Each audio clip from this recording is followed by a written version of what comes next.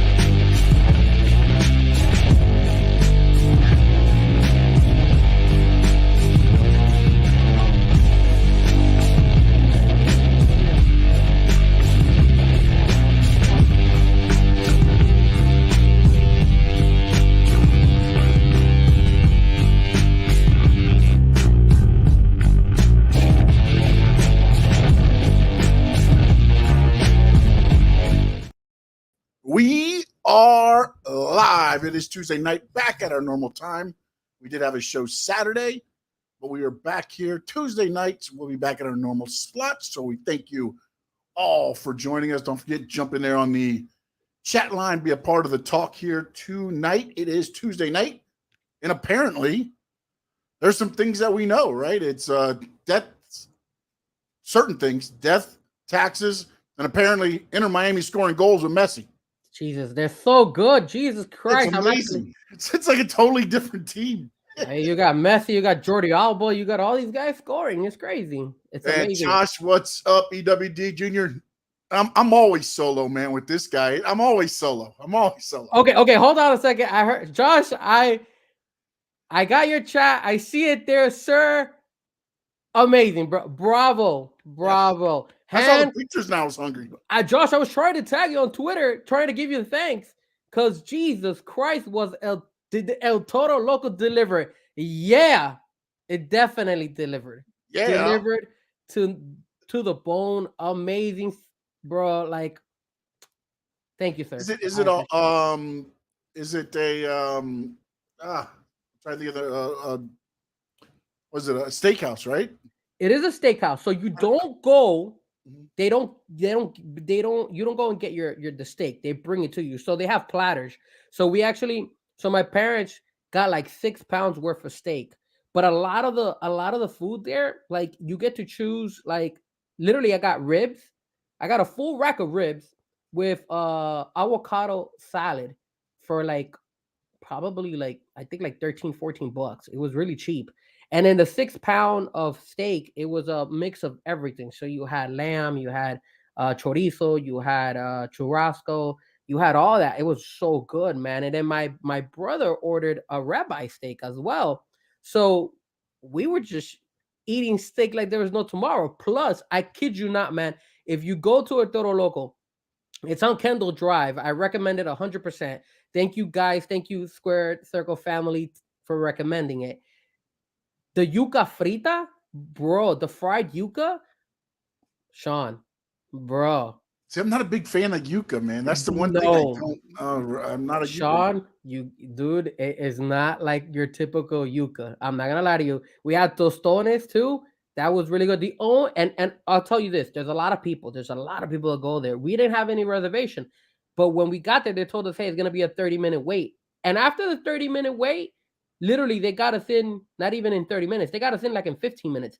And I guess everybody who was at the restaurant must have been watching our show because there were so many birthdays out there. It was crazy. So they must have been at least 5 or 6 birthdays, including myself. And the cool thing is that they got this big bull, right? And the bull is in the top of the, like in the main area. And every time they sing like a happy birthday, the bull lays out like fog. So it's so cool because it actually kind of throws in cool air inside the restaurant. Bro, one of the best places. Hands down, if you're in Miami. It's making sense now. It's making sense. The bull with the smoke made you think about today's top 5 no debating list, which is best entrances all time. Man, I'm not gonna lie. Did I include the Brahma Bull? Did we include the Brahma Bull in our top 5? We gotta find out. We'll find out soon. You guys will find out. All right.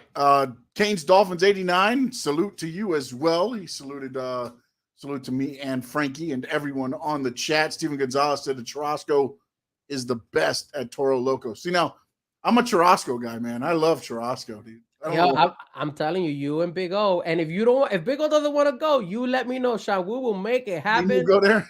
We will go there and we will eat our asses off. I'm telling you, man. It was great. It was really good food and very attentive. The staff was it was very, very pleasantly, very well. And bro, it was not expensive. It was a good price for the amount of food they gave you. And that's one thing that my dad always loves. My dad said, hey, if we're gonna pay, like, give us a lot of food. Like, my dad is the type of person who likes to eat a lot, but then have food left over. That way he could take it home. That's my dad.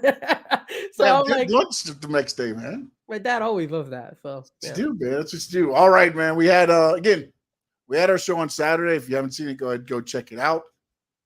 And now we're here today. So we have had we led up to the AEW Collision, and then of course we had Raw last night. So again, we discussed a lot of things on Saturday, but we're going to discuss a lot more here today. Some things broke. I think we should probably start with, do you want to get just WWE out of the way, or would you want to go and start AEW since it's going to be the longer conversation?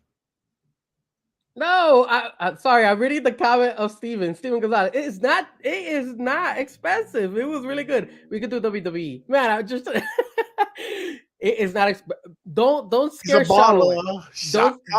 Don't scare Sean away, because Sean, knowing Sean, he'll be like, no, Frank, we're not gonna go. No, it was well worth it. I'll tell you what, last thing before we go into wrestling. I've told you 6 pounds of steak overall, right? The ribeye steak from my brother, the ribs from me, all of it, when we added everything up, and it's 4 of us, and literally we took a whole bunch of food back home. It came out to with tip already, and my parents drinking. I didn't drink. I was trying to be, not trying to get drunk. I wasn't getting drunk. I'll tell you what, it was less than $200, which is not bad for 4 people. That's literally $50 per person. That's how good it was. I don't mind spending $50 per person. Obviously, I got treated, but it was really good. It was less than $200, including tip already. So it was good. Armando V is in. He said, "Let's go." And DJ Mimo's in. He said, "Let's go Messi." Unlike Colombia in the World Cup there. Don't start, Sean. Don't start. Josh said the rice is amazing, and Steven Gonzalez came back with $199.99. All right, time to get into the wrestling talk. We'll start with WWE last night. We saw Judgment Day kind of getting that push that, again, not that they haven't been getting the push, but the fact that now they're getting in there with Cody, with Sammy, with who else was in there? No, it was just those two, right? It was just those two. It was them. But they brought in JD McDonough now. They're getting him more involved. You can tell Triple H now he's trying to get his firm grasp on stuff while Vince is out. We shall say. Again, I think he's out. I don't know. They said he had back surgery. We shall see. Josh, we will discuss the bowling thing in a minute. We're going to have more things going on in that. At the end of the show, we'll get into the bowling things. It will be a knock 'em down, drag 'em out bowling match between me and Frankie. But then we're trying to do some other things too as well. We're gonna try to make it a happening, shall we say. Cat for Life, what's up? But so we had JD McDonough kind of get introduced to the Judgment Day group. We've seen it kind of tease for a while. Then McDonough disappeared. Finn was kind of going against Seth. They've always teased with the briefcase, which, again, last night, the briefcase came into play.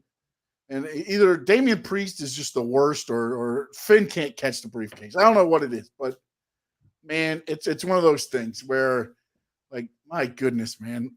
But so then Cody, I'm going to kind of put my notes together here because this is where I was going to go with this. Cody goes from beating Brock and getting the respect out of that to now you're going to go against the guy that lost in the championship match, Finn Balor.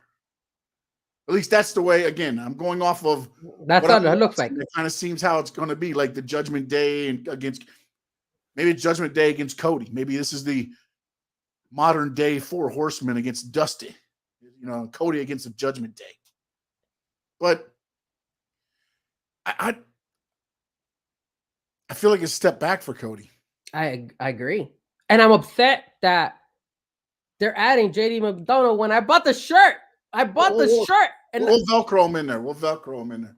How is it possible that you're adding him on there and I just got the shirt? Come on, man. This is a badass shirt. A lot of compliments. People are like, they're all telling me that, like, yo, Dom is going to be the biggest heel in the world. I said, absolutely. I don't think that's the right move for Cody. But remember, we spoke about this on Saturday. Who is there left? Because Shinsuke is going to be now going up against Seth. They had to turn him heel to have somebody for Seth Rollins. So there's really nobody out there like a heel that you could honestly say put on Cody. Yeah, I mean, and again, this will be something where you can get the whole Judgment Day to give that, underdog feel. I just don't believe that anybody's looking at it going, okay, Cody just beat Brock. No matter how you look at the victories. One time I think he had like a Kimura and Cody just kind of rolled him up and got the 3 count and everything else. But, man, I like the fact that Judgment Day is getting pushed. I don't like the fact that they keep teasing. Are they breaking up? Are they not breaking up? Are they breaking up? Like, either just say, hey, this is what we're doing or this is what we're not doing. Because it's like okay, when they're on all, everything's working, it's a great group. But then you throw in the things to where, the briefcase and this, and it just. Well, I actually like the briefcase mishaps. I do like them. I'm not gonna lie to you. But again, it's every time they go to use the briefcase, man. Like, it's like, what was the thing where, the double clothesline with MJF and Adam Cole. My God. How many times I watch tag teams every day hit a double clothesline? These guys could never get it to hit. It's like, but it's every time they use the briefcase, it backfires, man. I understand like what you're doing, but it's like, if we're going to tease it. But at one point, it's got to be like, holy cow, he actually gave it to Finn Balor. I'm waiting for one time where he throws it to Finn. Finn's not looking. He turns around, catches it in the forehead, and lays him out. Yeah, that's all that's left, pretty much. That'll probably be the finish for the Cody match. I'm telling you, they made a mistake by not letting Damian Priest cash it at SummerSlam, because this is the thing. Who do you have right now in WWE that you could honestly say, after obviously Shinsuke, I like the fact that they put him against Seth. I like that. But then Finn Balor against Cody Rhodes. Like, it's not there. It's like you said, he just lost. Like, and also the way that they've been working the Sami Zayn, Kevin Owens thing. Kevin Owens went out on a podcast or on an interview or somewhere. I saw that. And was like, look, New Day had him and they made the titles mean something. And I've always said, You need to make them mean something. Since they've had them, the belts, they didn't make the pay-per-view.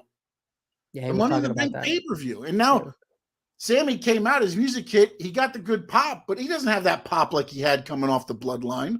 No. Or even WrestleMania or anything else. But where's KO? Where's KO right now? I think he actually hurt his ribs. He's actually like, I think they did a storyline thing where they wrote him off for a little bit, but he really did injure his ribs. But, is that Zammy elbow situation serious? Is that a real injury? You can wear a patch. It's just painful, man. It hurts. Like it's like a bruise on a funny bone. Like, it's just right on your elbow. Everything that touches it's just gonna be like, oh, you just got to put up with that. You get it drained sometimes too. Yeah, it looked kind of nasty a little bit. Oh no, it's a nasty little injury. Let's see here. Gunther must be stopped. I can't stand Gunther and his haircut. I love it. I love his haircut. I want Chad to beat him, bro. He needed to grow. I called it, though. Thought it would be Bronson Reed. No.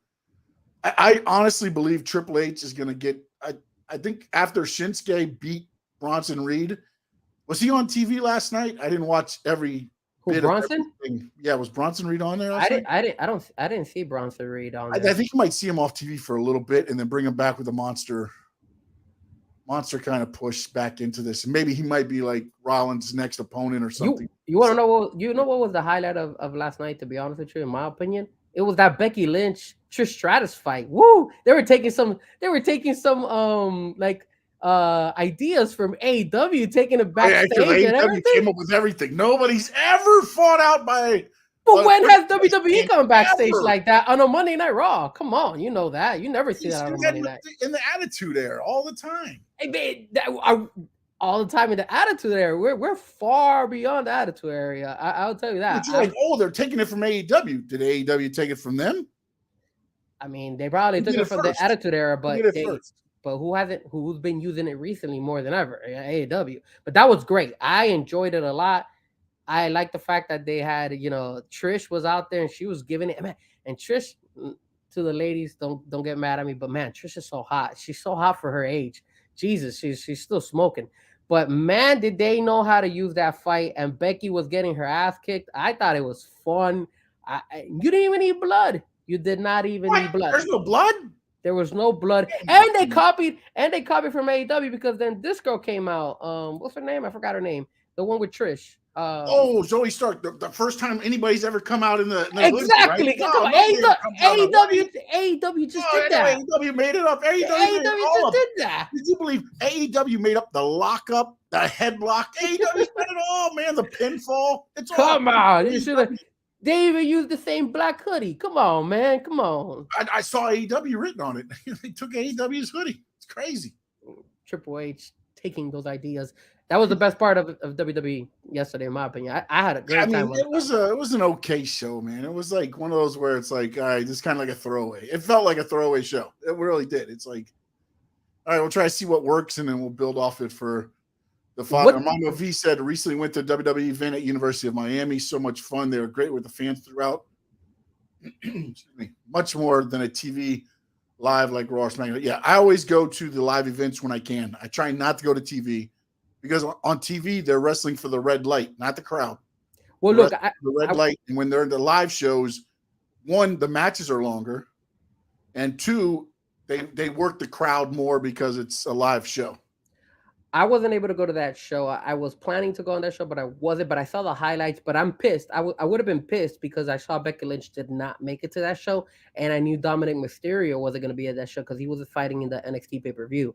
So that and those are two of my favorite wrestlers right now in WWE. So that's why I was like, I'm glad I didn't go. But I heard it was a really good show. I did see some highlights as well on Twitter, people posting stuff about it. So yeah. No, I mean it was a good little. I saw the card that was in Estero, and that's usually the same card you'll get the next night in Miami, and that's pretty much what they did. I think they flipped around a little bit, but not much.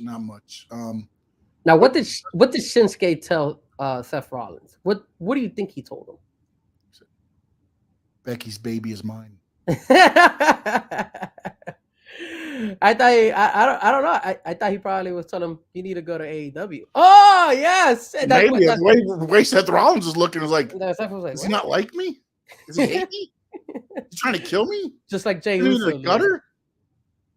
I don't know. I mean, Steven Gonzalez says, I honestly think Damian has the case for no reason. When he does cash in, he's going to lose. And to be honest, what was making the rounds was the women's was going to be the unsuccessful cash in. The men's was going to be the successful cash in. Obviously, Io Sky successfully cashed in her briefcase. So more than likely, I'm going to agree with you. I think Damian Priest finally does cash it in, and it's going to be for naught. And honestly, you know what I bet happens? what? Finn Balor ends up being the reason he doesn't get the cash in victory. And then it's Finn Balor If versus they work Damian. it all in, it just feels like it's going that route. Like, I mean, they keep teasing it and then they keep coming back together. Like, at the beginning of the show, it's like, you tell Finn we want to talk to him. And then Sammy communicates. And at the end, they're all together. They're beating up Sammy and them. So we'll have to see how it goes. No Doubt says, hello, gentlemen. Missed the show. Not really. We just started. So we're good. You're good. What do you guys think about show? Then what do you think about Drew McIntyre and this guy, Bro? It goes back Riddle. to where I don't believe they trust in Matt Riddle anymore after what happened. And I just don't know if they know what to do with Drew now that he's back.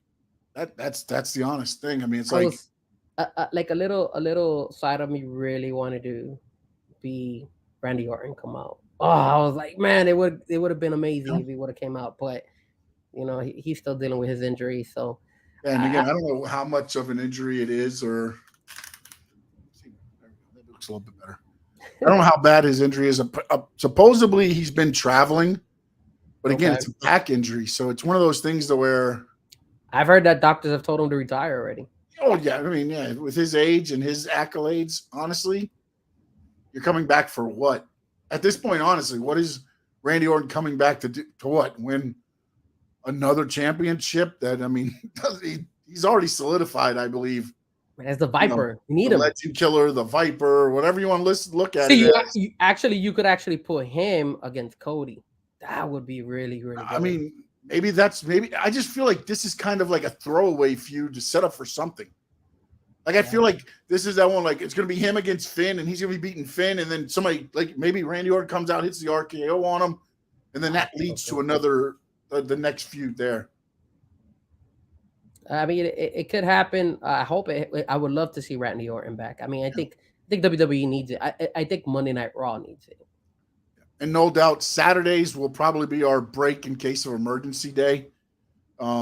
Because of everything that was going on between me and Frankie, we couldn't get together until the actual Saturday to make that show happen between everything I was working on in there. So technically Tuesday is going to be our day. Saturday, I mean, it seems to be the day, but also Frankie's got a lot of stuff, he does stuff on the weekends and things like that. So we'll have to see. This Saturday it worked out for us. Now know about every Saturday it working out. The other thing with WWE, we talked about the tag team titles kind of meaning nothing, which, again, I kind of agree with KO and, at this point, but KO's hurt. So I don't know what he really wants them to do, because if you're injured, there's not really much they can do to push that in there. And then the women's tag team titles now apparently is Piper Niven and Chelsea Green. I kind of like, at least they're giving Piper something. I mean, better than, what the hell was her name when they brought her in at the beginning? Hopscotch? What was it? I forgot now. Man, I forgot her I name. actually like her. I liked her name. Dewdrop. Dewdrop. Yes. Dewdrop. That's what I like that name better than Piper.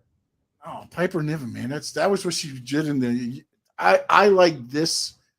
This is more of what she was before she came to WWE. Okay. It was, she took no shit from anybody. Boom, I'm your tag team partner. No. But let me show you. Let me see if I can share this with you. I want to share this with you, please. It is something that I am interested in showing you. Hold on, let me see if I could get to it. Is it this one? Yeah, it's this one. So let me see if I can share this with you. Oh no, not that one, not that one. Never mind. Hold on. Why is it not giving me the option to share? You want me to kick this one off? Yeah, okay, hold on. I got you. Hold on. I'm gonna share you the one I wanted to share with you guys. Is it this one? No, it keeps showing me that one. I don't know why. I don't know which way you're going with this, so I don't know whether to continue on to my next thought. Well, it's in reference to the tag team, and I wanted to share this, but it's giving me issues. I guess I can't share this. Am I freezing? Not here on the screen, no.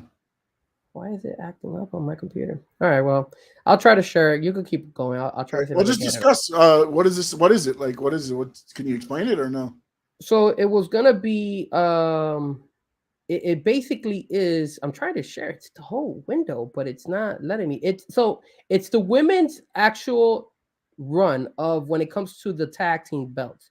So on the actual screen, you get to see all the different tag team people who have been all lined up together, which is kind of goes to our point where, hey, like, do they really give a damn of the women's tag team belts? Because right now it just looks like they don't give a damn about anything. No, it really ends up being two women thrown together. You got the only women's tag team, honestly, is Katanza and is it Chance or Chase or man, the two that came from NXT have been the only two that are really like a tag team. Everybody else is just people they've thrown together. I mean, Ronda Rousey and Shayna Baszler, if you want to say we're a tag team, but again, they were thrown together. Raquel Rodriguez and all right, share that? Yeah, show it that way everybody can see. There you go. So you look at that. Look at how much they've done. Look at all the tag teams that they've put in together. Look at that. I forgot about Becky Lynch and Lita. Yeah, that's what started the whole Trish Stratus. That was to start the foundation of the Trish. So what is this? Why would they go this route? Why are they giving so insignificance to the women's tag team belt when you have so much potential, man? Because honestly, man, it's such a new thing, women's tag team. You don't have that. You don't have the FTRs. You don't have the Heart Foundations. I mean, go back in time. There's guys that have, worked together for a long time on the independent scene. Then they move up together and things like that. And you've seen, I mean, the Dudleys. I mean, you don't have – most of the women are trying to get into the business on their own, much less trying to get two of you into a place. I mean, now it's better, don't get me wrong, but back in the day, it was you just wanted to worry about yourself. Now I got to carry this person with me. But they're doing the same. They did the same thing pretty much now with the men's, with putting in Sammy and KO together and then, push them to the side. Yeah, and it's kind of disappointing. But again, I think it goes back to they see Sammy and KO more as single competitors. And now they're stuck being the tag team champions because of the way it was written into the story. You had to have that payoff because the whole reason they won was because Cody was losing. You couldn't have had Sammy and KO lose the first night and then Cody lose the second night. That would have totally pissed off everybody. What the hell? Somebody had to get their shine, and it was Sammy and KO. Unfortunately, they've done nothing with it. To where now Sammy, I feel, I mean, he gets the pop when his music first hits, but they're not into him as much as they were a couple months ago. I agree. And that's where it goes to the thing of, great, you gave him a belt, but they weren't invested. They're invested in Sammy because of the storyline. You have to make, casual fans want to feel like it's a show. Why am I investing my emotions into that wrestler? Why? And you don't have that anymore for the Sami Zayn character, for the KO character, and that's a problem. And they had a good little story going on with Pretty Deadly, but then one of the guys from Pretty Deadly got hurt. Yep. And it was pretty much got hurt, and it was done. It was pretty much done. But you got other tag teams that you could actually showcase them. I mean. I get you. I know you're going with the Alpha Academy. Chad Gable's going now with Gunther, but you still have the Viking. They're available out there to fight. You can still use Imperium. You could still use Da Vinci and the other guy there to And I thought they brought when they first showed up. That was their opponents the first 2 weeks. Yeah, you could have used those guys. Those guys are not bad. On to the side. So. But, again, with the lack of on the men's and women's tag team side, And I think it's easier to fix the men's side because there's more tag teams that you can make stories with. Whereas with the women, it's just kind of like, okay, we're going to throw you two together for some kind of. The only thing that I do like with what they're doing with Rhea right now is they're bringing back Candice LeRae and Indy as a team. Now you can move them after Rhea destroys them. You can move them into possibly a tag team if you want to, because now you've established at least a foundation for the team. Yep. There's a reason, they're teamed up, and they were teamed up in NXT and everything else. So, at least they're trying, I think, to hopefully start a foundation there for them. So at least you have, and then you have Katanza, and I think it's Carter. Can't think of her last name, man. But those two, they were there last night, and that's the one that Piper hit when she came out and said she's going to be, they've always been a tag team. So, you have, but that's it on the women's side. It's just everybody else is just thrown together, man. It's like you show up and they're like, all right, who are the first two through the door? All right, you guys are a tag team tonight. Congratulations. Is that maybe why you don't see a tag team for the women's and possibly AEW? Because they would probably run into the same situation where they're just teaming up like two wrestlers and say, hey, here you go. One thing with AEW, though, at least they probably have a more complete roster to where you could team up Willow Nightingale and Sky Blue. You can team up Anna Jay and Ty at the time, not now, but after the baby or whatever. You have those cliques at least to where Britt and Hayter or Britt and Reba, you have at least the people you could grab to where, okay, it makes sense that they're teaming up. It's not like they're grabbing Britt and Saraya, putting them together because they can't figure out who to put up against somebody. At least AEW's kind of got the roster to where there's at least, because even if you look at it now, besides Candice and Indy, which other women wrestlers have come out to help each other? Only Trish and this other girl. Yeah, Trish and Zoe. But that's why Zoe's doing the whole, Trish is my hero type thing. Yeah. But like when Rhea's tearing people apart, nobody came out for saves on some of them women. No. On the women wrestlers. So I mean, you have Liv injured, so she can't do with Raquel Pennington. I'm Raquel Pennington with Raquel Rodriguez. Sorry. So it's just a matter of they've got to put more focus on it. I mean, if that's what they want to do, if not, then just let it dry up, man. And the whole Shayna Baszler, Ronda Rousey, they split that up as well. So. Oh, that was because Ronda, I think, surprised them when she said SummerSlam's it. I think they thought she was contemplating, and then when she said, no, that's it, I'm done. That's my last match, they had to rush it. I don't think they wanted to do it as quickly as they had to rush that. I think you could still do Dakota and Bailey maybe eventually. But. Yeah, when she comes back, Dakota, yeah. But right now she's not cleared she's cleared to be outside. She can't do anything else. Supposedly, at least that's what they say. And then one other person who will not be on the women's roster in WWE anymore, Lacey Evans. She's been released. She is gone. So you'll not see her anymore. And that, I think, a couple things went wrong with her. One, I think they should have left her as a Southern Belle. Then they try to, she's a former Marine and Ra and Semper Fi and everything else. But then there was a whole issue with Sergeant Slaughter and her using the Cobra Clutch, and Sergeant Slaughter's daughter got into it on Twitter. And then it just she never saw her again after that. I mean, she did a couple of the live events and things like that, but never on TV. So now I don't see her going to AEW, but I think she's done with wrestling. I think she's done with wrestling. Oh, really? She's done completely? I believe so, man. If she does something, it's going to be. I don't see her. She doesn't seem like she needs it. She's got her daughter. She's got her family. She's got her, I think, some kind of a website or something and things like that. So, I just don't think that it's going to affect her one way or the other. She's going to go on her day, man. She's a survivor, man. Huh? Not saying she won't. I mean, again, if somebody comes up to me and offers me money and it's somewhat, and then again, with AEW, it's one day a week, man. It's not like you're WWE and you're on the road Thursday, Friday, Saturday, Sunday, TV on Monday or TV on Friday, depending on which crew you're on. You know, you're not traveling all that time with AEW. You're doing, maybe if they do that every once in a while, they have that loop of live shows, so you might get on that every once in a while. But other than that, it's you book your own stuff. No, I could see her going into Impact Wrestling, but I'm not sure. Once again, that'd be a one. You know, I think they do 2 nights, like 6 tapings.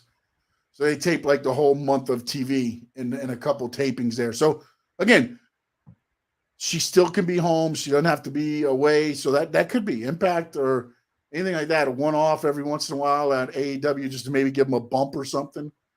But again, I don't know that her name is that synonymous anymore. Yeah, that's true.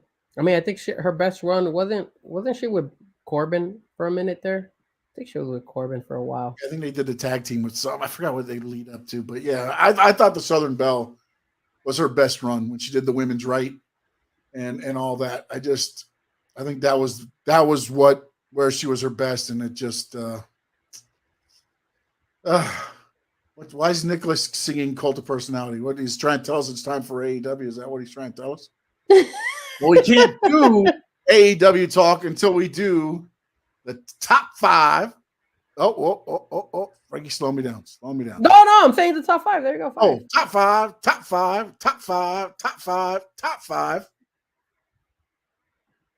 No debating list. Thank you. I thought you forgot your I still forget this from time to time. All right, so let me see if I can get this to work again. Jesus Christ. Here we go. This thing is always I don't know why my computer is acting up today. It's just not it's not working as best as I want it to, but we'll make it happen. Hold on. Let's see. There it is. Let's see if I can get this to work. Come on, window. There it is. I got you. There we go. All right, you can pull it up now, Sean. We have it there. I think. Oh wait. Oh, hold on, Sean. Did Sean? All right. I'll wait. Oh, you did not freeze. Okay, I want to make sure you didn't freeze. No. I was actually checking on something. Okay. All right. Well, Why is the bottom? Yours is filled out already. Yeah, that's what I'm. This is what happened. No, I can't tell. I can't see what. This is what I'm doing. Behind the scenes, what's happening now is some cleanup. So what we're doing behind the scenes is we're cleaning up a little bit, but this is what happens when you are watching a soccer game instead of focusing on the show today. Okay, there we go. We got it. And Ready now? Yes, 3-0 Inter Miami. Does it say top 5 entrances, or does it still say? No, top 5 all-time best wrestling entrances. There you go. Okay, perfect. I just want to make sure before I bring it up. You know, I don't want to say what it said last time. I updated that, but then I didn't update okay. All right, so it's safe to bring up right now, right? Yes. All right, here we go, ladies and gentlemen.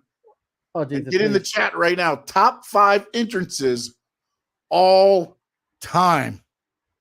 Oh no, who's down? Somebody's hurt. Man down. That better not be 10. Somebody got. I mean, got an elbow to the throat, man. What a devious play. I don't think Messi scored yet, has he? Has Messi scored?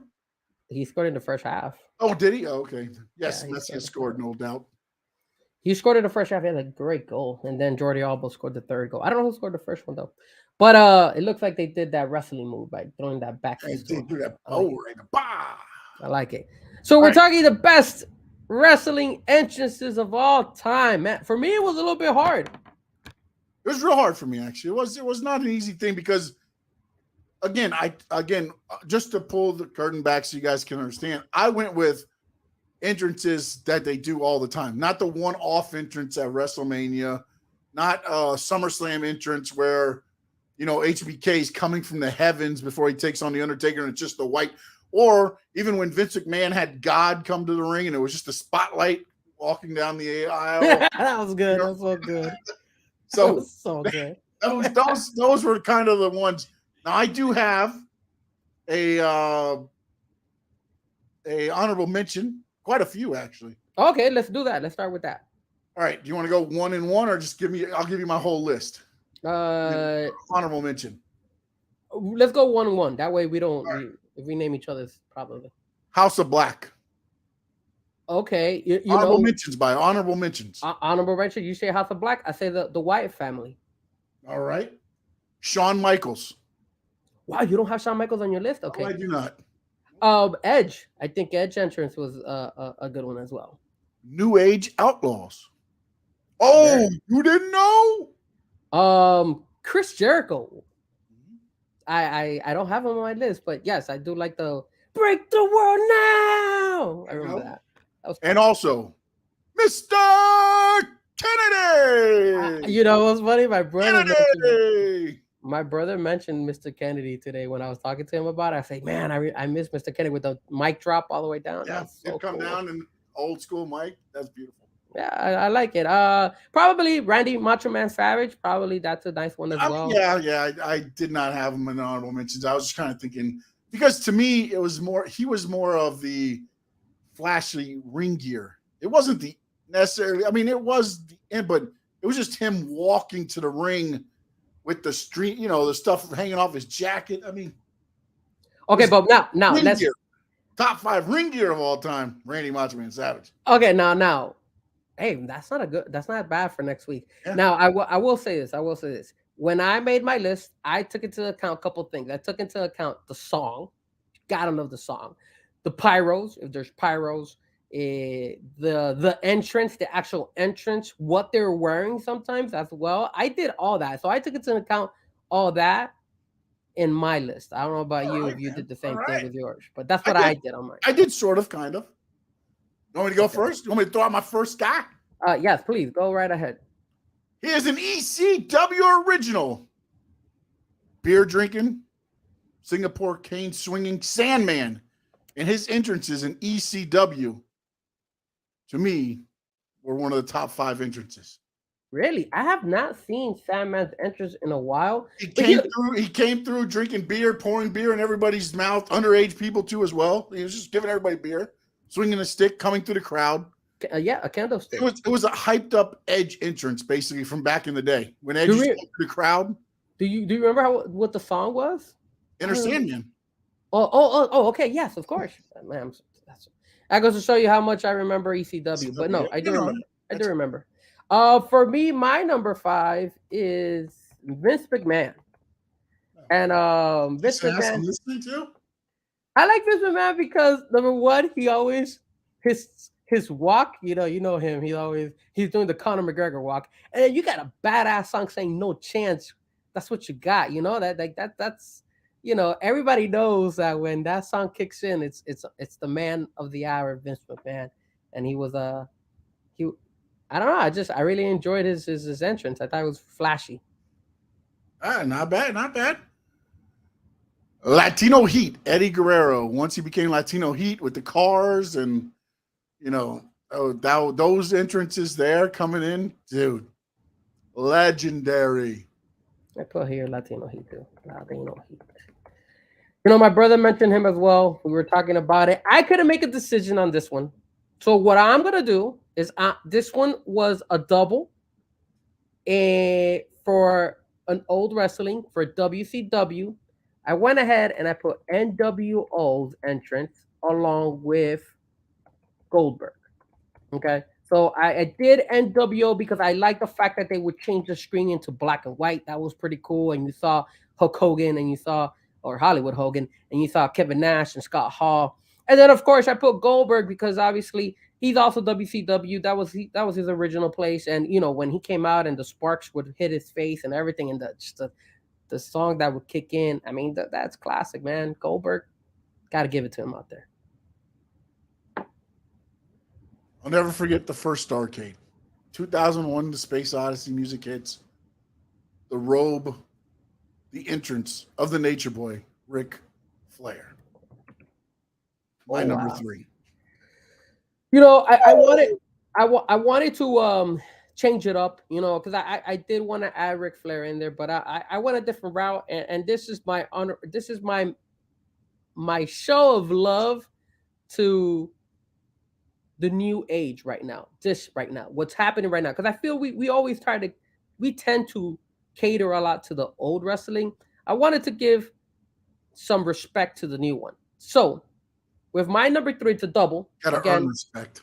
It's a double, and first is, of course, CM Punk for AEW, and for WWE is Cody Rhodes. And of course, CM Punk is just both Cody Rhodes and CM Punk songs are really, really good. I like both of their songs. Cody Rhodes obviously has the pyro. CM Punk, he kind of like stays in one knee, and then he says that he's the best in the world and all that stuff. So that was my respect to today's generation of wrestling entrances.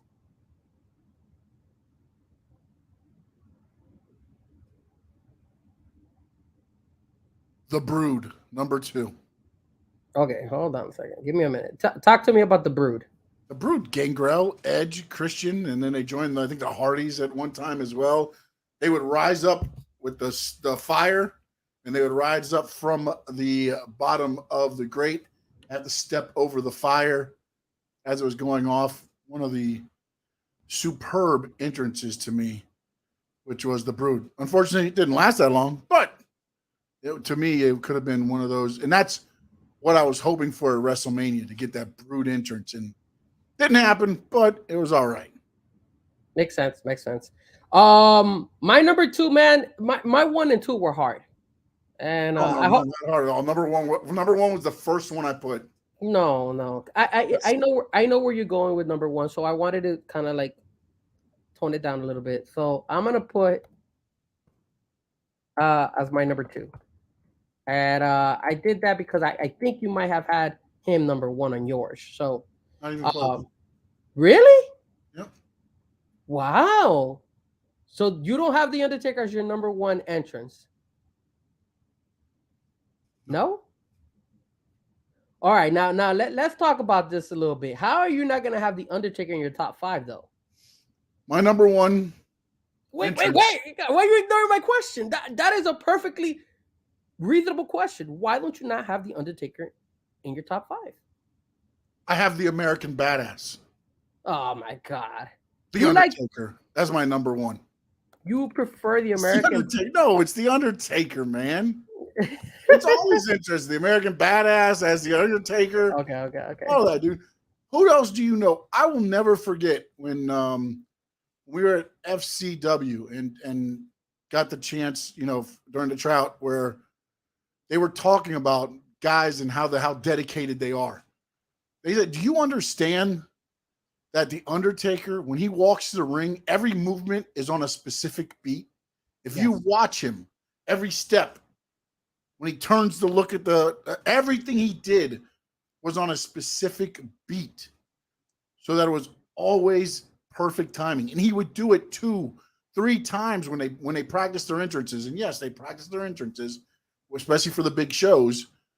And the fact, even the stepping up on the stairs, the steps to get in the ring, how he would sit down on the ring and do all that.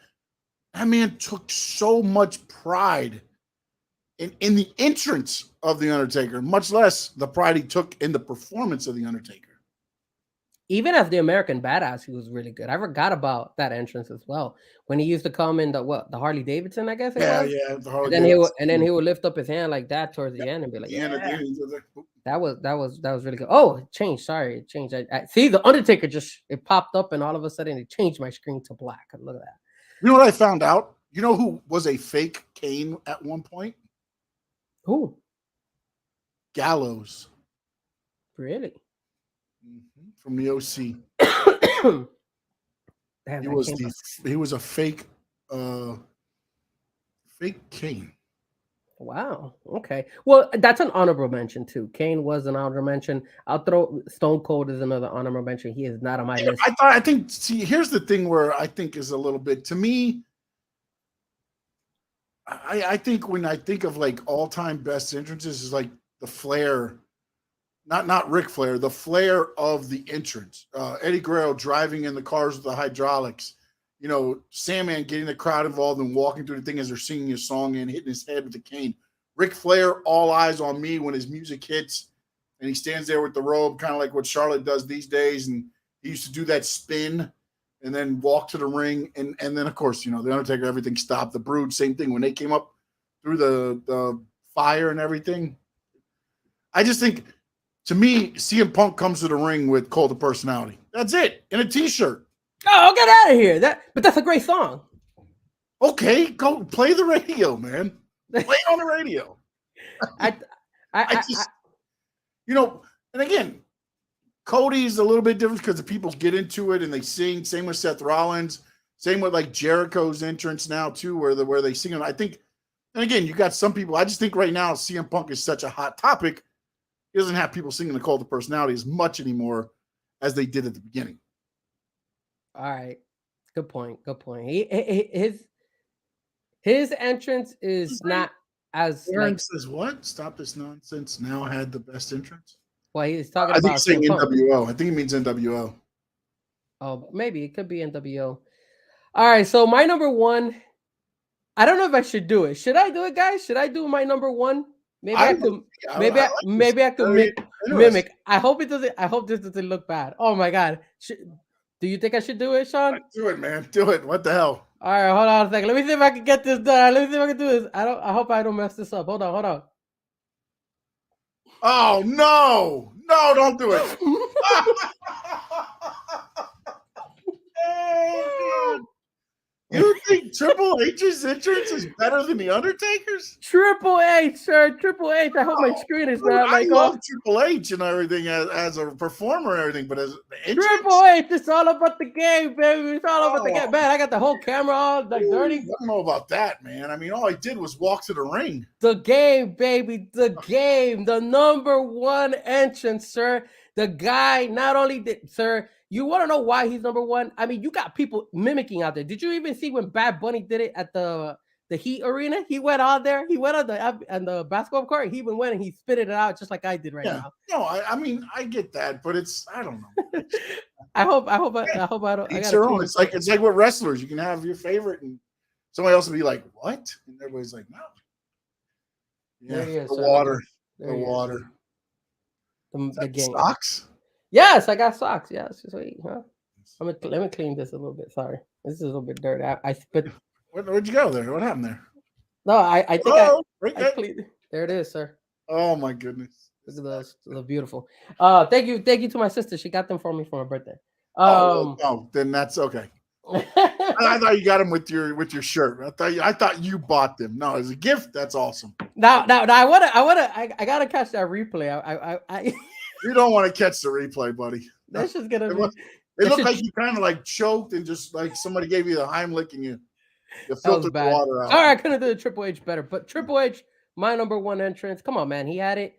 I have water all over the place. Yeah, that's why once I saw what you were gonna do, I was like, no, you're spitting water to the electronics. Not a smart move, man. Not a smart move. But number one, yeah, man, he had an awesome entrance. He would get in front of the ring, then he would go and he had the bottle of water and chug it out and all that, man. It was legendary, man. He's good. I like it. I just don't think it's better than the Undertaker's entrance. And again, I'm not gonna lie. Obviously, I wanted to change it up because I kind of had the feeling you were gonna go the Undertaker route. Yeah, but so I mean, that's who deserves it, though. I mean, it's not like you're like, oh, I don't want to have the same list. I mean, Undertaker is to me is the awesomest entrance in pro wrestling. I mean, Triple H is there too, man. I mean, that could be a toss up right there, man. I mean, remember, it's all about the water bottle. It's all about the game. It's a great song, man. We should just do greatest songs in a ring entrance. No, look at what Triple H used to do. He used to walk in.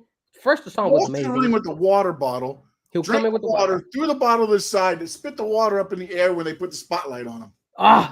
So good. It's all about the game, baby. It's all about the game. You simple-minded, you. You're so simple-minded. Spit some water, buddy. Spit some water.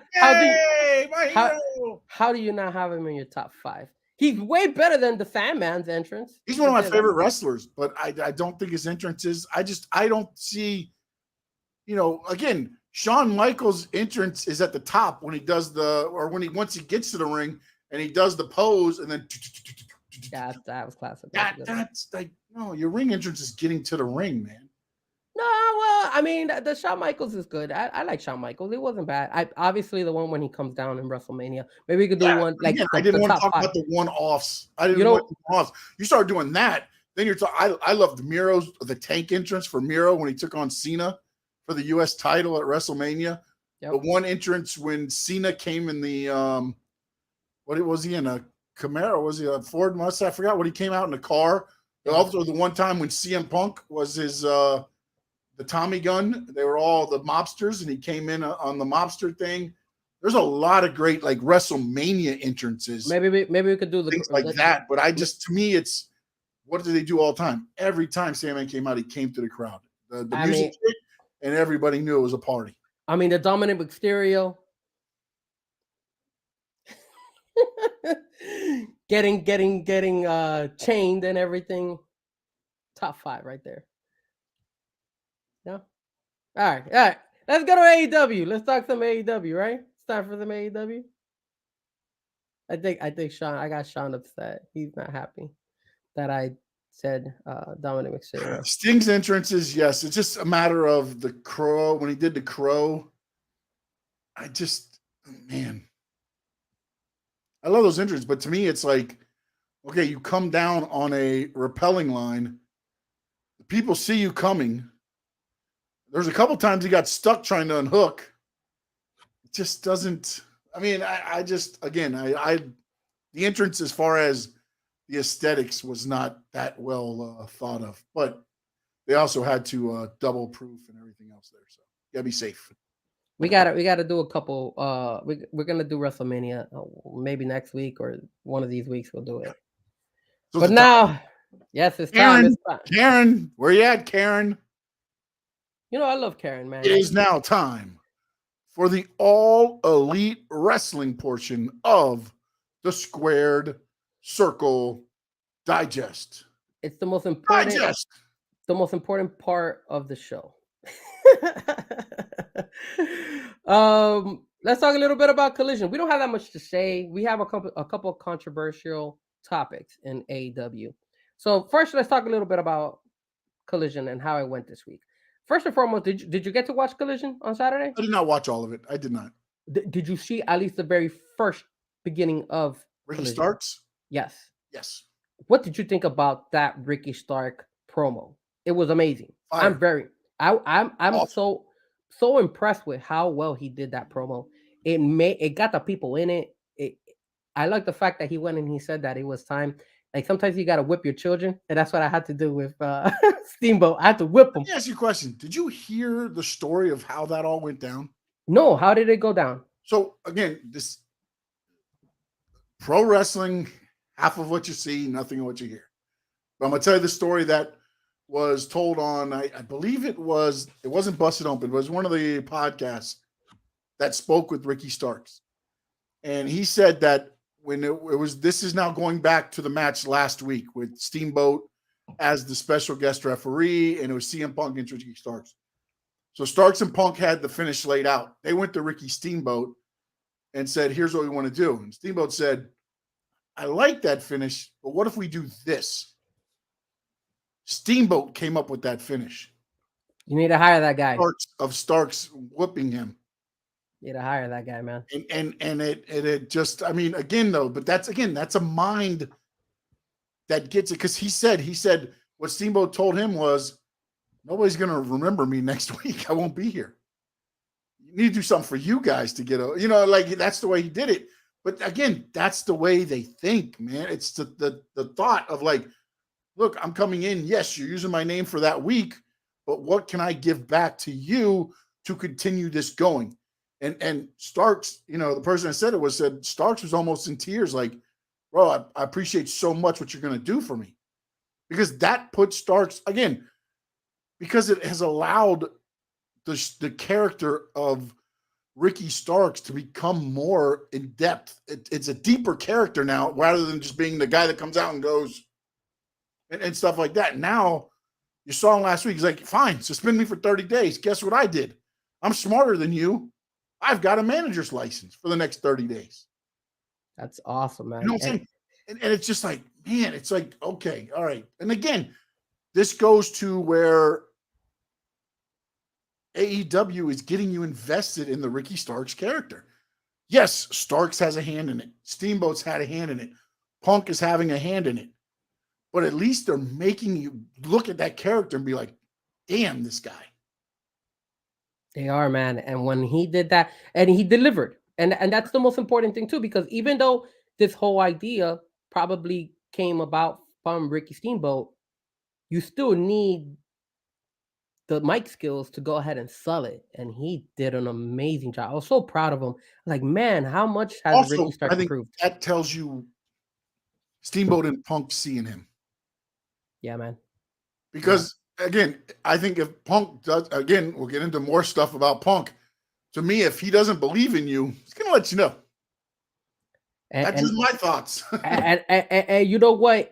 The same thing goes with when he gets up in the turnbuckle and he starts going like this all the time. Like, those are little things that, that's his signature. So you know that when he does that, that's his first signature. Then the thing about him lifting up his hands is the second thing. It's just, it all clicks, man. And I'm really happy for Ricky Stark. I really enjoy him as a heel as well. I think he's gonna a better heel than a baby face, man. Because it almost, to me, again, when you're a heel, he's got that better than thou look to him. Like whether you know him or not, you look at him and you're like, that guy thinks he's better than me. Yeah. You know what I'm saying? Like, when he's out there, it's like, to me, the baby face, I didn't have any, when people were beating the crap out of him, I was kind of like, all right, good. He's a better heel than a baby face. And then now that we're talking about heel, what about Christian Cage? Once again, Christian is so good, man. The guy is out there holding the belt like he actually won it. Yeah. And that goes to show you the creativity that sometimes you give some of these wrestlers the ability to make a good decision with their character, and they know how to run with it really well. You have some wrestlers that don't know what the hell they're doing, and we'll talk about that a little bit in the next segment that we're going to talk about. But it goes to show you what it makes sense, what works and what doesn't. And obviously we all know that this Christian Luchasaurus type of I guess storyline where he's holding the belt the whole time and he's carrying it like he won it, it's selling and it's popping, and we've seen that from him in the previous collisions, like when he kicked out his daughter. Well, all this stuff has been really, really because really it's well just done. It's a little bit, it's his real life, Christian, his real life turned up, amp it up. And you know what, he's probably closer to being a prick than anything else. Yep. And then and then Karen says it perfectly. We got our boy Hobbs challenging the Miro. What a great so again, we spoke about this on Saturday. Everything is clicking at Collision. They're making the right decisions as far as who they're putting up against who. The storylines are working and the show is delivering. And I'm excited about Miro versus Hobbs. Excuse me. I think Hobbs is getting that nice little push. I think Miro, obviously, he's a talent already made, and he's only going to elevate Hobbs to the next level. So I hope they drag this a little bit. I hope it's not like a one and done. I hope they keep building on this, and it's not only going to help Miro, but it's going to drastically help Powerhouse Hobbs. What do you think about that? Yeah, Hobbs needs this to happen for his character. I mean, I think they started it with the whole when he was against Wardlow and things like that. You kind of saw a little bit of what he could be, and then they just kind of, again, the only issue I have with AEW is they don't know how to book the big guy versus big guy, man. Every time it's just been awful. And so hopefully this time it goes better, man, with Miro and Powerhouse Hobbs. It's just, I don't know that I can believe in the booking until I see it. You know what I'm saying? Because it always seems to be like you get this mat and then it's just like, what the hell just happened? Well, I think if they get this right, I'm glad they didn't bring Wardlow, because I was like, oh my God, don't bring Wardlow again, because I was tired of Wardlow versus Hobbs and stuff like that. So I hope they get this right. Maybe afterwards. You already destroyed Wardlow. I mean, you might as well ship him to WWE. Yeah, no, Wardlow. You destroyed him, man. Wardlow's a little bit rough right now. And then obviously you had the main event, which was the House of Black against CM Punk and FTR, and Samoa Joe. You called it on Saturday that was the fight that they're trying to book for All In, and it looks like that's where we're heading for All In. Samoa Joe versus CM Punk, which should be a good fight. It should deliver, right? I think that's the fight people want to see. That was initially the fight that they thought we all thought was gonna happen the first Collision show, right? But eventually it was, I think it was a tag team match when it first started with the first episode. So, but now after such a great show, it can't be AEW if there isn't any controversy. And the controversy comes with Collision. And it has been. No, it doesn't come with Collision. It goes with CM Punk. Yes, that is it. All right. But so this has been going on for a minute. I'm not saying all of this is like Punk's in the wrong in all this, by the way, either. I haven't been there and everything else. But the one thing I will say is this. And you know what? Go ahead.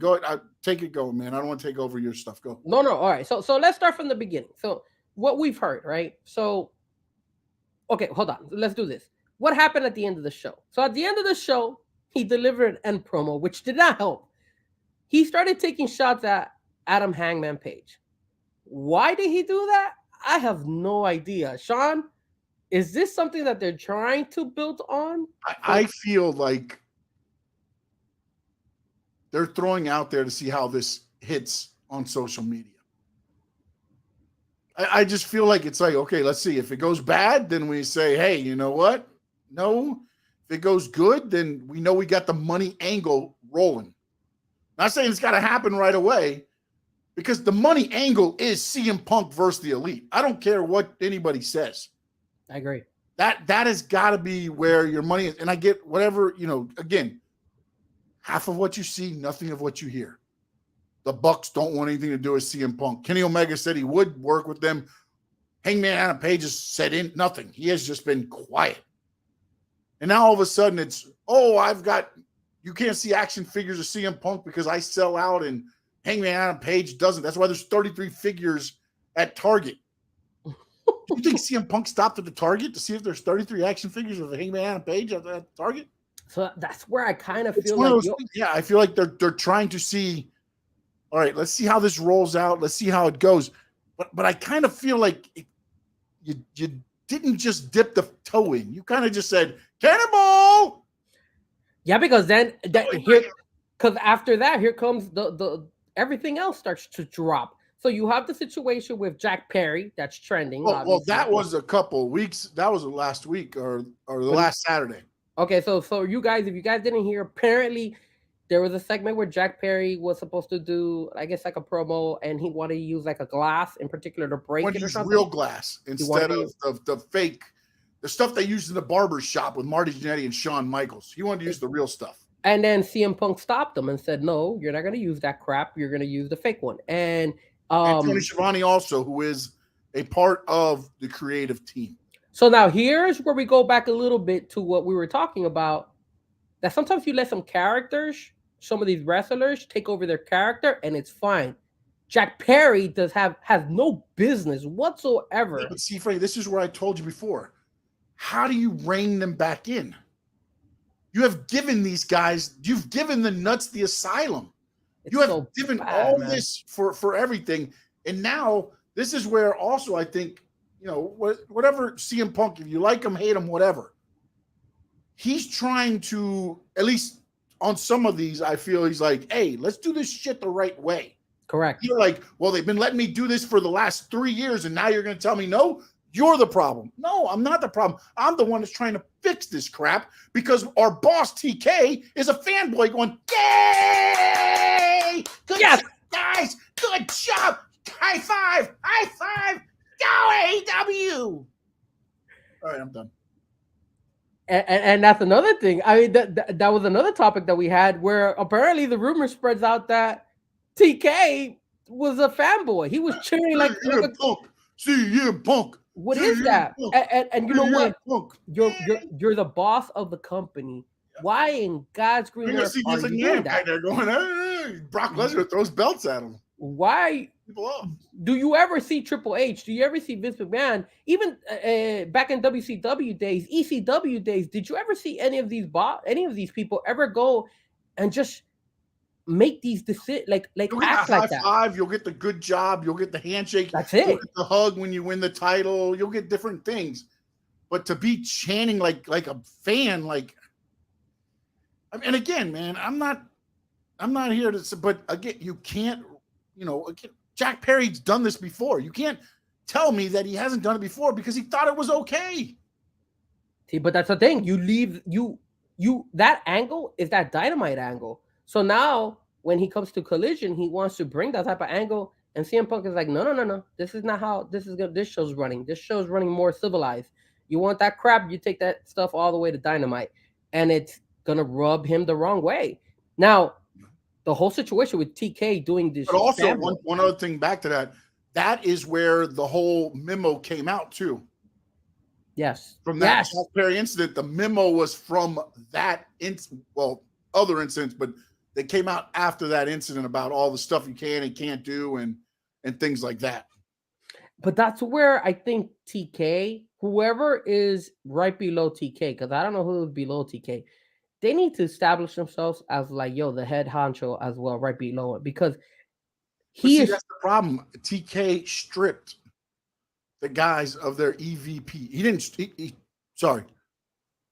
They have the title, but he stripped everything from it, and he made them just wrestlers again. So, again, those are the guys, Omegas, Bucks, the guys that aren't on that show would have been the ones that your EVPs. Yeah, but Cody Rhodes. I saw a video of Cody Rhodes in an interview a while back where he was kind of explaining what the EVP roles were.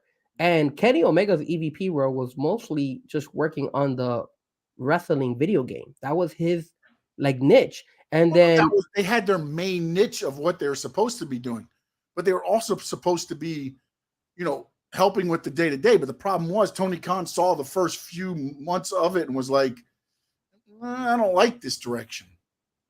So he took that creative direction away from them. And I think that's where the Cody Rhodes feud, that whole situation was all it was personal. Because that's what it was, because without those three,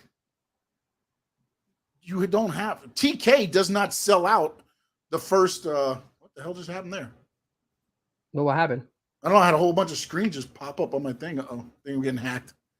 Is TK hacking our screen? Yeah, no, I think I hit my mouse and it slid open. But with the first All Out, the one that was where Cody took on, I think, Nick Aldis, which was their first pay-per-view they tried to do, and they sold 20,000 seats, which is why TK was like, okay, this can work. That was their work. They put the blood, the sweat, the tears, and everything into there, And again, in the documentary, Cody said that was one of his favorite days because of watching all the success come together and sitting there and then putting matches together. Yep.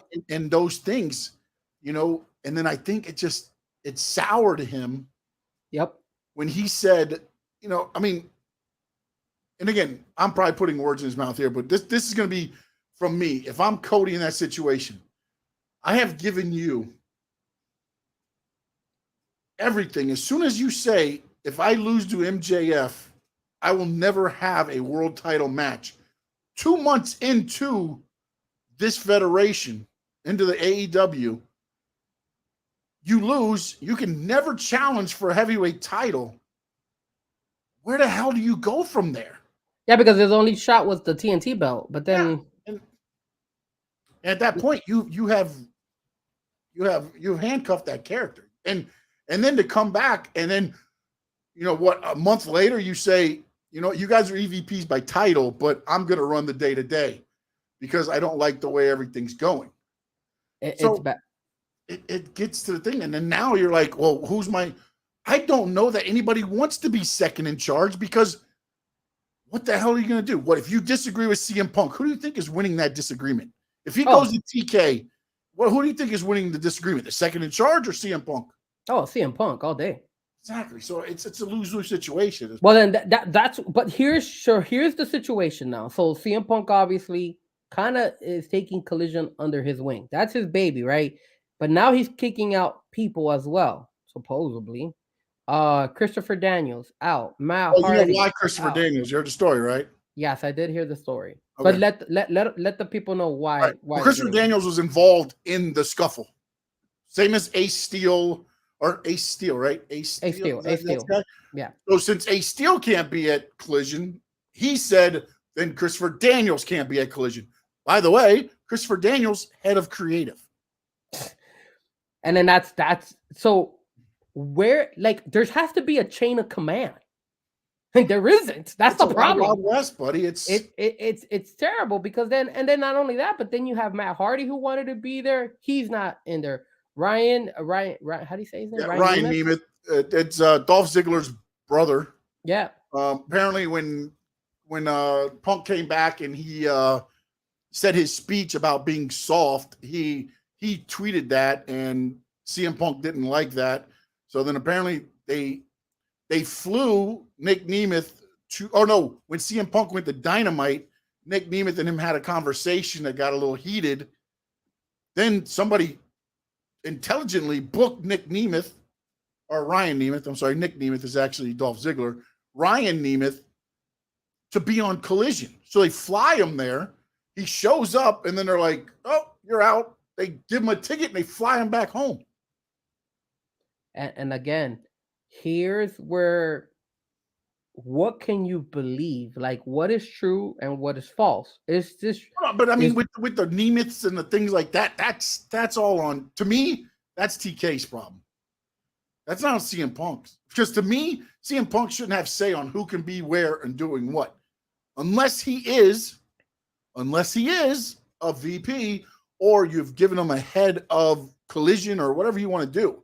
If you want to give him a title, because to me, all CM Punk is a paid performer. Yeah, but if you give that much power to him, I don't think he would go ahead and announce it. I think he would just have it under the, kind of under the rug, be like, "Hey, look, he's the head guy holding down Collision." I don't think that's the case, because all this doesn't come out if CM Punk is the head of Collision. But who is leaking this stuff out? Who's saying all this stuff? Is this on purpose that they want to leak all this stuff? Is this that they want to create controversy? Do they want people to watch? Probably on the verge of getting fired, so he probably said what happened with him. Matt Hardy hasn't said anything about him not being there. No, but apparently he doesn't want him on the show anymore. So I mean, there's a lot of things. There's so much like hearsay. We don't know what's going on. We don't know if this is all pretty much what they want people to talk about, because we're talking about it. And this was just because of Saturday. None of this stuff was leaking out until now. Did I send you the thing from TK, the comments he said the other day? No, I don't think you did. You sent me the one of him cheering like a gorilla, which I knew about it too when you sent it to me, but I didn't see. But again, I am a little bit surprised at what AEW does. I don't know if this is something that they like to do just to kind of spark some conversation and interest of the fans, or if this really is going behind the scenes and somebody just leaking it out and say, "Yo, look, it's not fun and dandy here in AEW, especially in Collision now with CM Punk. It's always going to be an issue." I will say this. CM Punk has a lot to say in Collision. We all know that. And he is actually, I read online that he actually learned a lot when he was working in WWE and his time working with Paul Heyman as well. So he's learned a lot, which he's actually showcasing it kind of like in Collision, which is kind of like what Cody Rhodes used to do back in the day. And remember what I said to you a couple of weeks ago? I said Dynamite used to be way more better at the beginning than it is now. And again, it's showing. The proof is in the pudding. CM Punk is delivering a good show. If he's controlling who and what to do and what matches to do, he's doing a good job, just like Cody used to do back in the day with Dynamite. Once they're gone, and you, I guess, give that ability or that responsibility to whoever, whether it's TK or whether it's whoever he feels is comfortable to handle that role, it's a disaster, because Dynamite is okay, but it is nowhere near what it was when it first started. Yeah, but also, I mean, you still have given a performer the run of the mill. Like I get it if that's what the case is, but you've got to make sure everybody understands that. Like, you can't just have CM Punk saying, "This guy yes, this guy no, this guy yes, this guy no, this guy yes, this guy no." Like, what the hell is that? I don't think you should give that. Company, Tony Khan. You Grab don't. a pair of balls. Quit chanting CM Punk with pom poms and grab some balls and say, hey. Either tell the performers, hey, we are paying CM Punk to run Collision. You're going to listen to him and put all this stupid shit to rest. Yeah. Or that's the right thing. Put CM Punk in and tell him, look, you're a performer. We appreciate whatever you're doing, but your role is a performer, not running the company. You can't have it both ways, because that's where this comes from. Khan was a recent guest on the Battleground podcast where he declined to comment on the Punk promo and other reports regarding the backstage issues in the company, and deviated to talk about another topic. He said, no, not really, on if he wants to talk about Punk. He says, I think it was a great show Saturday night, and I don't have any further comment to that. But I'm glad people are still very interested in our wrestlers and what's happening after the wrestling shows, said Khan when asked if he had anything to say about the Punk promo on Collision. I think I'm going to try to have a couple of great shows this week, but certainly there's been a lot of interest in what's happening in AEW in and out of the ring. Wow. Again, I think he likes that crap, man. He likes to stir. Again, controversy creates cash. That is what Eric Bischoff has said. He wrote a book and everything else. And here's the problem. It's not a controversy if supposedly 4 or 3 of the other guys want nothing to do with what was going to bring the cash. That's where my problem is. If you're doing all this right now, you're just making CM Punk. And again, I understand you want him to turn into a heel, and he wants to do the heel persona and all that. But if the other 3 aren't biting at all on this, it just makes him look, to me, ridiculous. Because what are you doing? Well, you're trying to push an angle that's not going to get pushed. Well, I also heard, I think it was Dave Metzler who said that Tony Khan or somebody was saying that AEW is worth $1 billion. And that they started the company with 100 mil, but they haven't generated, they haven't been able to go ahead and recover the amount of money because of all the signings and whatever they've done. But is AEW really worth $1 billion? I don't think so. It's the TV deal. They're getting the new TV deal. What's that TV deal? Whatever that TV deal is worth, that adds to the money that AEW is worth. So depending on what Warner Brothers gives them. And again, that's the other thing that people haven't talked about a lot is how much does Warner Brothers, what is the deal? Are they more in bed with AEW as far as ownership part of it than anybody knows? Because they are high on the pay-per-view thing. And then there was talk about Max, about moving AEW streaming to Max and things like that. So it comes, what part does Warner WBD play in this whole thing? It's a lot of information that we really don't know. And we don't know what Tony Khan wants to do, whether he's spiking this stuff up in order for them to just kind of like get some attention or whatnot. But it's just, the funny thing too is that when you hear what Tony Khan says, he doesn't say it like as brash as Vince McMahon used to say. Any publicity is good publicity because they're talking about the WWE. I don't care what it is. That's the route I almost feel like Tony Khan is starting to take with AEW right now. As long as they're talking about us, they're talking about us. I don't know, man. I think, like you said, if they're talking about them, I guess it's good, but only if everybody's on the same page. Because if you got people that are not in the same page, this is not going to be something that's going to end up in a really good. Well, the question I got is, you just had those 4 guys re-sign contracts. Yep. What's in those contracts? Can they get out? Is there an out for either one of them? Because if they're not, and this is the other part on where I'm going with this, because the more I think about it, the more I think this is turning into an angle, because you just signed 4 guys the deals. A week later, this guy's out here running them down. Yes. I don't know. Like, that's the only reason I feel like this is building to be, more than what we think it might be, because there's no way to me that you're going to allow somebody and then not say anything. Not even come out and be like, you know what, Hangman, I apologize for what CM Punk said. Well, no, supposedly CM Punk apologized, sending a text message to Hangman saying, "I'm sorry for what I said to you, or what I said in Collision." That's what I heard. I don't know if you heard that, but a text message to him saying, "I'm sorry." It should come from TK handing down a suspension, a fine, or something to CM Punk. Not wrestling really. Again, if it's a wrestling angle, then you do it on Collision. If it's not, then you send, hey, I'm done with this shit. It's done. It's not going to happen. Just quit talking about him. But again, he likes this. He likes all that. TK is a wrestling fanboy. He loves the drama, bro. Yep. He loves the drama. Well, we'll see what happens, obviously, with the next couple of weeks when it comes to, obviously, Collision and Dynamite and their pay-per-view, because, you know, they got a big pay-per-view coming in. Yeah, 2 pay-per-views back-to-back, baby.